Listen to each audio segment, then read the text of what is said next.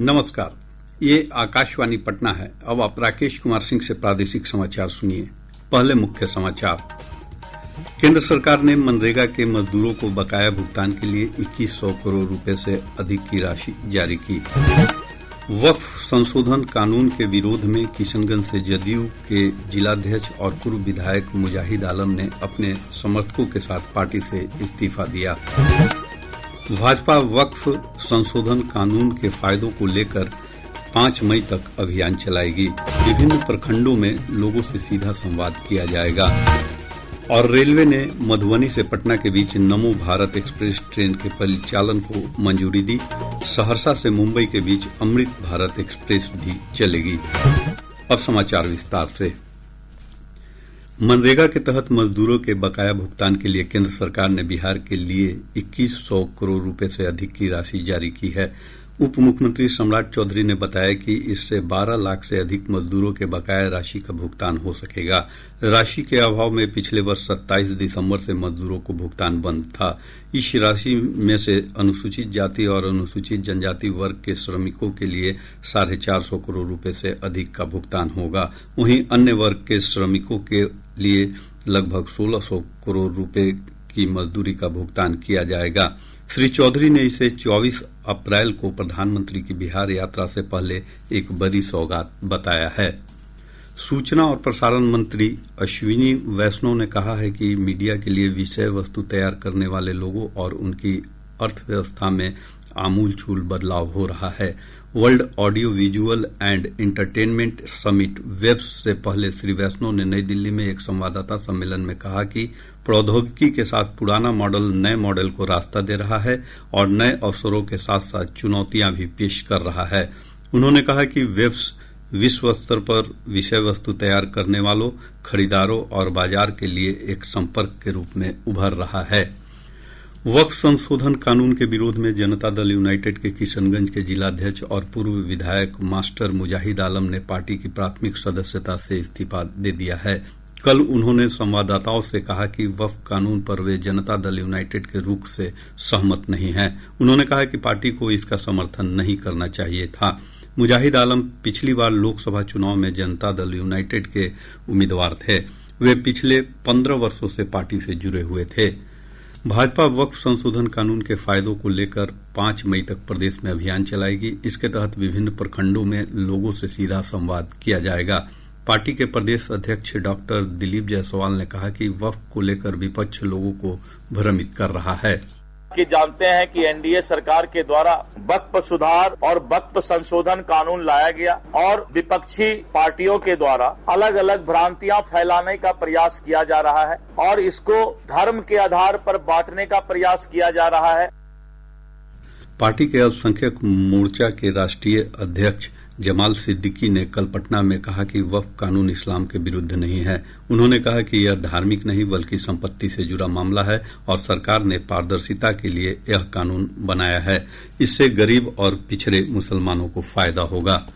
राज्यपाल आरिफ मोहम्मद खां आज पटना में आयोजित पसमानदा कॉन्फ्रेंस को संबोधित करेंगे। इसका आयोजन पटना के बापू सभागार में ऑल इंडिया यूनाइटेड मुस्लिम मोर्चा द्वारा किया गया है। मुख्यमंत्री नीतीश कुमार ने कहा है कि हज यात्रियों के लिए हज यात्रा 2025 के दौरान एयरपोर्ट तक जाने के पूर्व आवासन, भोजन और आवागमन के लिए सभी सुविधाएं राज्य सरकार की ओर से उपलब्ध कराई जा रही हैं। उन्होंने पदाधिकारियों को निर्देश दिया कि सभी मूलभूत सुविधाओं की बेहतर व्यवस्था करें ताकि हज यात्रियों को किसी तरह का कष्ट न हो और उनकी यात्रा सुगमतापूर्वक संपन्न हो सके। मुख्यमंत्री ने कल एक अणे मार्ग स्थित संकल्प में हज यात्रा 2025 की तैयारियों से संबंधित समीक्षा बैठक की और पदाधिकारियों को निर्देश दिए। श्री कुमार ने बताया कि इस वर्ष बिहार से 1391 पुरुष और 1012 महिला समेत कुल 2403 हज यात्री हज के लिए मक्का, सऊदी अरब जाएंगे। कांग्रेस के राष्ट्रीय अध्यक्ष मल्लिकार्जुन खड़गे आज दोपहर बक्सर के दलसागर खेल मैदान में एक जनसभा को संबोधित करेंगे। श्री खड़गे आज पटना आएंगे। इसके बाद वे सीधे बक्सर रवाना हो जाएंगे। नगर विकास और आवास मंत्री जीवेश कुमार ने बेतिया नगर निगम के सभागार में समीक्षा बैठक के दौरान 9 करोड़ 77 लाख रुपए के कुल 73 योजनाओं का उद्घाटन और शिलान्यास किया। समीक्षा बैठक के बाद पत्रकारों से बातचीत करते हुए उन्होंने कहा कि इससे जिले वासियों को काफी सुविधा होगी।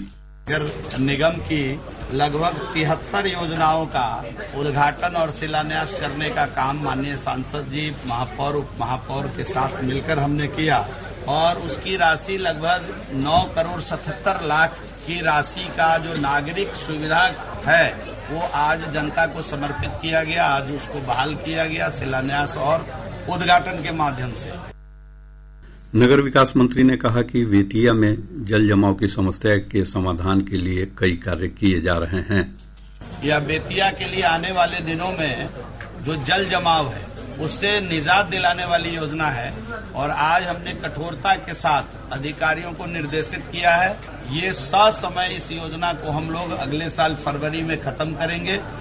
स्ट्रॉम वाटर ड्रेनेज सिस्टम जब बहाल हो जाएगा बेतिया में, उसके बाद वाटर लॉगिंग जो प्रमुख पुरानी बसावटें हैं उसके अंदर यहाँ के आम आवाम को उससे निजात मिलेगा। केंद्रीय विधि और न्याय राज्य मंत्री अर्जुन मेघवाल ने कहा है कि न्यायपालिका में एआई की बढ़ती भूमिका के बावजूद मानव हस्तक्षेप अनिवार्य बना रहेगा। पुणे में कानून में एआई विषय पर आयोजित एक कानूनी सम्मेलन को संबोधित करते हुए श्री मेघवाल ने ई कोर्ट्स परियोजना के तहत एक वर्चुअल हाईकोर्ट बेंच के प्रस्ताव की घोषणा की। उन्होंने यह भी आश्वासन दिया कि नोटरी से संबंधित समस्याओं का समाधान 15 दिनों के भीतर कर दिया जाएगा। प्रादेशिक समाचार आप आकाशवाणी पटना से सुन रहे हैं। ताजा समाचारों के लिए आप हमारे एक्स हैंडल AIR पटना पर जा सकते हैं। प्रदेशवासियों को नमो भारत एक्सप्रेस ट्रेन सहित 4 नई रेलगाड़ियों की सौगात मिलेगी। इसमें मधुबनी से पटना के बीच नमो भारत, सहरसा से मुंबई तक अमृत भारत एक्सप्रेस के परिचालन का प्रस्ताव है। इसके अलावा सहरसा से सुपौल और सहरसा से समस्तीपुर के लिए 2 नए मेमू पैसेंजर ट्रेन का भी परिचालन शुरू होगा। संभावना जताई जा रही है कि प्रधानमंत्री नरेंद्र मोदी 24 अप्रैल को हरी झंडी दिखाकर मधुबनी से इसे रवाना करेंगे। मधुबनी से पटना के बीच यह पहली नमो भारत एक्सप्रेस ट्रेन है और यह अधिकतम 180 किलोमीटर प्रति घंटे की रफ्तार से चलाई जा सकती है। प्रधानमंत्री नरेंद्र मोदी कल नई दिल्ली में 17वें सिविल सेवा दिवस पर लोक सेवकों को संबोधित करेंगे। श्री मोदी लोक प्रशासन में उत्कृष्टता के लिए 16 प्रधानमंत्री पुरस्कार भी प्रदान करेंगे। यह पुरस्कार जिलों के समग्र विकास, आकांक्षी प्रखंड कार्यक्रम और नवाचार की श्रेणियों में दिए जाएंगे। शिक्षा विभाग ने कहा है कि स्कूलों में कक्षा 3 तक के बच्चों को स्थानीय भाषा में पढ़ाया जाएगा। शिक्षा विभाग के अपर मुख्य सचिव डॉक्टर एस सिद्धार्थ ने कहा कि सरकारी स्कूलों में कक्षा 3 तक के बच्चों को भोजपुरी, मैथिली सहित अन्य स्थानीय भाषाओं में पढ़ाया जाएगा। शनिवार शिक्षा संवाद कार्यक्रम में उन्होंने कहा कि चेतना सत्र कार्यक्रम में बच्चों को अलग अलग प्रकार की गतिविधियां सिखाई जाएंगी। इस दौरान राष्ट्रगान, प्रार्थना और राष्ट्र भावना को जागृत करने वाली गतिविधियां बताई जाएंगी। इसके अलावा बच्चों को स्वच्छता, स्वास्थ्य रक्षा की भी जानकारी दी जाएगी। और जो छोटे बच्चे हैं, विशेषकर क्लास 1, 2 और 3, वो अपनी मातृभाषा में ही उनको शिक्षा होनी चाहिए। और चाहे वो अंग्रेजी पढ़ा रहे हों, हिंदी पढ़ा रहे हों, जब तक उनको अपनी मातृभाषा में नहीं सिखाएगा तो उनका जो लर्निंग कर्व है या लर्निंग कैपेसिटी से वो बिल्ड नहीं होगा। क्योंकि अब तो स्थानीय मोटा मोटी अब स्थानीय ही टीचर हो गए हैं, अब बाकी लोग भी उसी जिले के हैं। तो मैं ये उम्मीद करता हूं कि जब भी पढ़ाएं तो अपनी भाषा, जो मातृभाषा है, उसमें उस बच्चे को सिखाने की कोशिश करेंगे। किताबों में जरूर ये कमी है, ये मैं एडमिट करता हूं, और ये बहुत बड़ा चैलेंज है और इसको बनाने में मतलब मल्टीलिंगुअल किताब बनाने में समस्या लगेगी। बट टीचर कोशिश करें कि भोजपुरी है, बच्चा है तो भोजपुरी में उसको सिखाएं। ए फॉर एप्पल है तो एप्पल को भोजपुरी में सिखाएं। B for ball, C for cat है, जो भी है अपनी भाषा में सिखाएं। लेकिन ये पूर्ण रूप से अब टीचर पर अब निर्भर है। प्रदेश में 6 जिलों में 30 स्कूलों में ऑनलाइन हाजिरी की व्यवस्था 1 मई से शुरू होगी। इसके तहत शिक्षक और छात्र अपनी उपस्थिति ऑनलाइन दर्ज कराएंगे। इसके लिए शिक्षा विभाग ने पटना, नालंदा, वैशाली, जहानाबाद, सारण और भोजपुर में 5-5 स्कूलों में टैब दिया गया है। इसके अलावा मिड डे मील की भी ऑनलाइन रिकॉर्डिंग की जाएगी। बेगूसराय में एक पैसेंजर ट्रेन आग लगने से बड़ी दुर्घटना का शिकार होते होते बाल बाल बच गई। तिलरस से जमालपुर जा रही डीएमयू पैसेंजर ट्रेन में दनौली फुलवरिया के पास आग लग गई। ट्रेन के चालक ने घटना की जानकारी देते ही रेलगाड़ी को रोक दिया और आग पर काबू पाया गया। आग लगने के कारणों का पता नहीं चल पाया है। पश्चिमी विक्षोभ की सक्रियता में कमी आने से प्रदेश में एक बार फिर अधिकतम और न्यूनतम तापमान में बढ़ोतरी का सिलसिला शुरू हो गया है। मौसम विज्ञान केंद्र पटना के अनुसार अगले 24 घंटों के दौरान राज्य के उत्तर पश्चिम भागों के 1-2 स्थानों पर हल्की बारिश और उत्तर पूर्व के कुछ स्थानों में हल्की बारिश होने की संभावना है। वहीं सुपौल, अररिया, किशनगंज और पूर्णिया में 1-2 स्थानों पर 30 से 40 किलोमीटर प्रति घंटे की रफ्तार से तेज हवा के साथ बारिश और वज्रपात की चेतावनी जारी की गई है। अगले 24 घंटों के दौरान राज्य के उत्तर पश्चिम भाग के 1-2 स्थानों एवं उत्तर पूर्व भाग के कुछ स्थानों पर हल्की वर्षा होने की संभावना है एवं पश्चिमी चंपारण, सुपौल, अररिया, किशनगंज और पूर्णिया के 1 या 2 स्थानों में मेघ गर्जन, वज्रपात और तेज हवा 30 से 40 किलोमीटर घंटा की गति से चलने की संभावना है। अगले 4 दिनों के दौरान राज्य के अधिकांश स्थानों के अधिकतम तापमान में 4 से 6 डिग्री सेल्सियस की क्रमिक वृद्धि होने की संभावना है। मौसम विभाग ने कहा है कि राज्य के दक्षिणी पश्चिमी हिस्सों में 23 अप्रैल से गर्मी में बढ़ोतरी की संभावना है। इस दौरान कुछ स्थानों पर लू जैसी स्थिति हो सकती है। अररिया जिले के फरबिसगंज प्रखंड क्षेत्र के मानिकपुर पंचायत के अमरौरी में अचानक भीषण आग लग गई। अगलगी की घटना में लाखों की संपत्ति सहित कई घर जलकर नष्ट हो गए हैं। अग्निशमन विभाग की 4 दमकल की गाड़ियों से आग पर काबू पाया गया। इस घटना में किसी के हाथाहाथ होने की सूचना नहीं है। कटिहार रेल पुलिस और आरपीएफ ने संयुक्त अभियान चलाकर कटिहार रेलवे स्टेशन परिसर से नशाखुरानी गिरोह के मुख्य सरगना मोहम्मद सलमान सब्जी को गिरफ्तार किया है। साथ ही रेलवे सुरक्षा बल ने मोबाइल चोर गिरोह के 3 लोगों को भी गिरफ्तार किया है। अब पटना से प्रकाशित प्रमुख समाचार पत्रों की सुर्खियां। आज के सभी समाचार पत्रों में अलग अलग खबरों को प्रमुखता से प्रकाशित किया गया है। हिन्दुस्तान की सुर्खी है, मनरेगा मजदूरों को बकाया राशि जल्द। केंद्र सरकार ने बिहार का बकाया 2102 करोड़ रुपए आवंटित किया। दैनिक जागरण ने लिखा है, प्रदेश से 2403 हज यात्री जाएंगे मक्का। दैनिक भास्कर ने आईपीएल की खबर को अपने पहले पन्ने पर प्रकाशित करते हुए लिखा है, 14 साल के समस्तीपुर के वैभव आईपीएल के सबसे युवा खिलाड़ी, पहली ही गेंद पर मारा छक्का।